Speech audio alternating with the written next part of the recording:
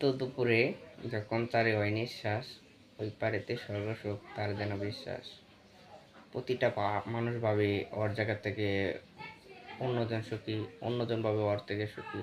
Facebook story বা WhatsApp, এই সেই টিকটক, যা কিছু দেখতেছেন সব কিছু হলো অনুভূতি বা আবেগ। মানুষকে ভালো দেখানোর জন্য কিছু একটা নিয়ন্ত্রণ করা যায়, কিন্তু প্রকৃত ওকে সুখী যারা, তারা নিশ্চুপ, একা একাকিত্ব, একাকিত্ব খুব সুখী বানায়, কিন্তু একাকিত্বের মধ্যে একটা আরামদায়ক আছে, নিজেকে ভাবায়, নিজের ফলসগুলো ভাবায়। কে জীবনে কে কী করলো তা তা বেশি বড় বিষয় না, কিন্তু কি কতখানি মানুষ উপকার করলো সেটাই ইম্পর্টেন্ট।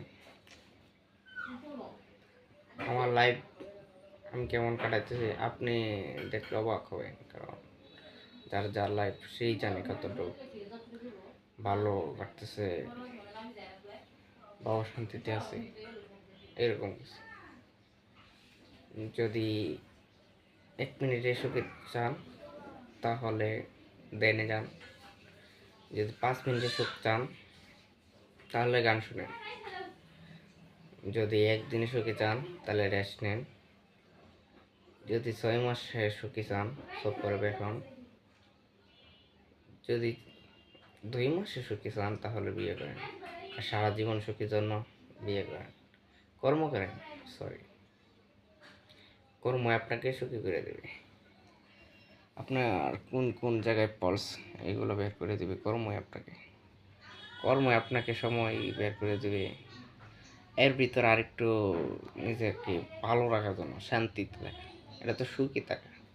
শান্তিতে থাকার জন্য অনেক কিছু করতে হয়, না করতে হয়। 5 ওয়াক্ত নামাজ পড়লে আপনি শান্তিতে থাকতে পারবেন। আবার একজন ছেলে বা মেয়ে সারা রাত ভিডিও গেমস খেলে সে সুখী, কিন্তু শান্তিতে না। শান্তিতে শুধু মানসিক শান্তি বা যে কোনো শান্তি, শারীরিক শান্তি নামাজে থাকলে হয়, পাওয়া যায়। শান্তিতে থাকা সুখী থাকা এক না। আপনার আগামীকাল অফিস বন্ধ, সারাদিন ঘুমাইবেন, বেড়াইবেন, এই আর কি। এটা তো সুখী থাকা হয়। আর শান্তিতে থাকা সুখী থাকা এক না। শান্তিতে থাকার জন্য অনেক কিছু করতে হয়, চেষ্টা করতে হয়। এই ছোট একটা ভিডিও, আপনারা কি বলছেন তা জানি না, কিন্তু উপলব্ধি করতে পারবেন শান্তিতে আর সুখে থাকা এক না।